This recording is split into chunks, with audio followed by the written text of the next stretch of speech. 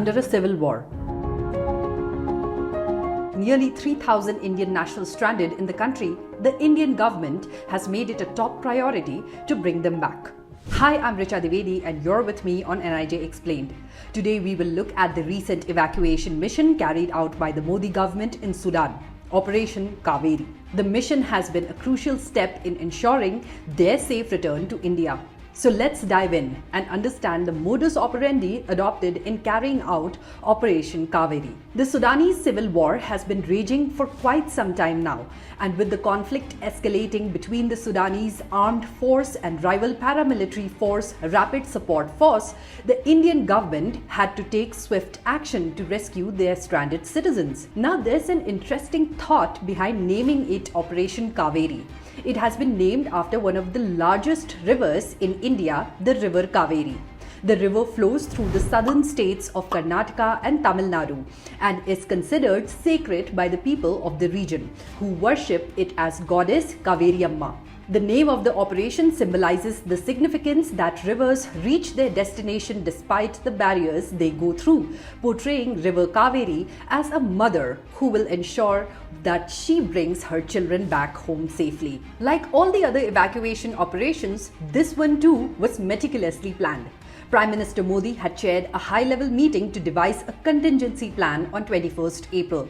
Prime Minister Modi evaluated the latest happenings in Sudan and personally received a report on the situation at the border, with a special emphasis on the safety of over 3,000 Indian citizens presently residing in the country. The Prime Minister also instructed all relevant officials to stay alert and keep a close watch on the situation, constantly assessing the safety of Indian nationals in Sudan and extending all possible help to them. The Prime Minister instructed officials to prepare contingency evacuation plans, taking into account the rapidly changing security scenario and the feasibility of different options. He emphasized the need for regular communication with neighboring countries in the region, as well as those with a large number of citizens in Sudan. The Indian embassy reached out to the Indian community as soon as the fighting broke out in Khartoum and issued advisories both in Khartoum city as well as in Delhi. A network of communication was created within Sudan despite the challenges of network availability, power ability to charge the network,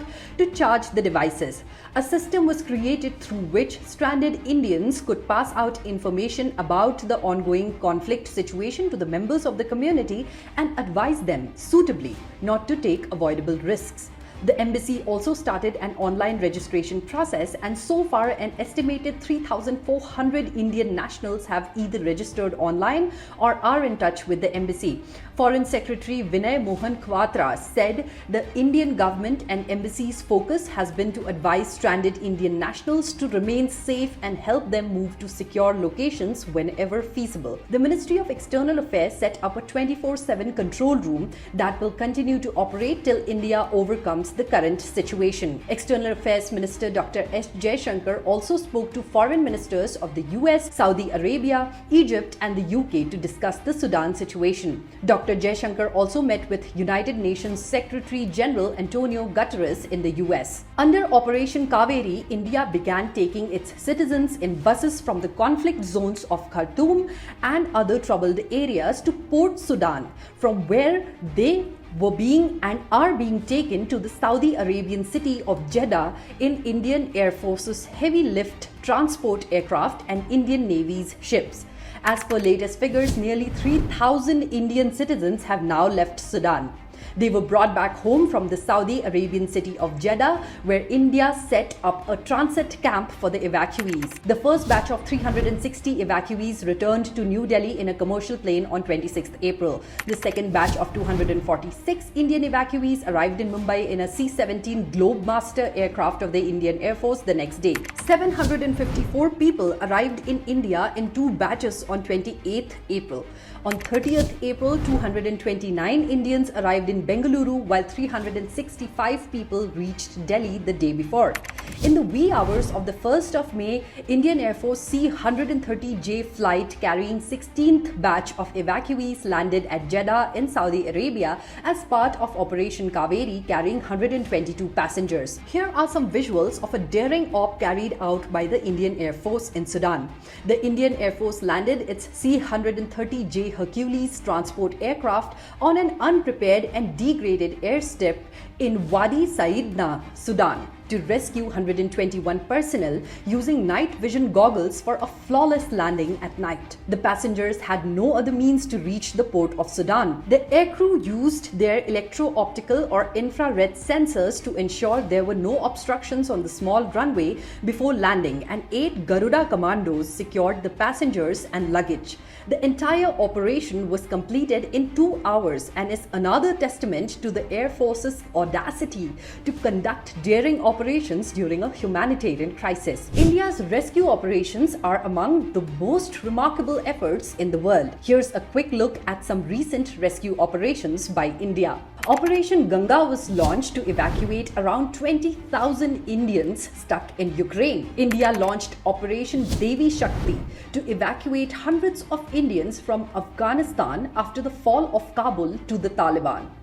Operation Vande Bharat and Operation Samudra Setu to bring back Indians stranded in different countries due to the COVID-19 pandemic.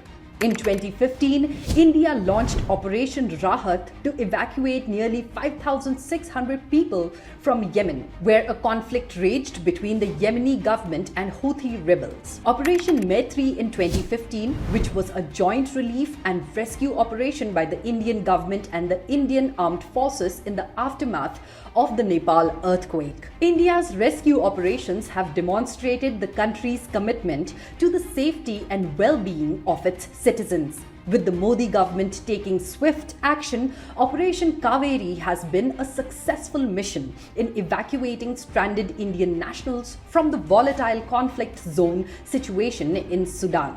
Missions like these showcase India's military and logistical capabilities to conduct large-scale operations efficiently, and are also a testament to a very capable leadership that reassures Indians worldwide that no matter where they face a crisis, the government will always have their back. If you liked this video, do give it a thumbs up. Let us know your thoughts in the comments and subscribe to New India Junction for more such informative content. Until next time, this is Richa Devi signing off. Dhanyavad and Namaste.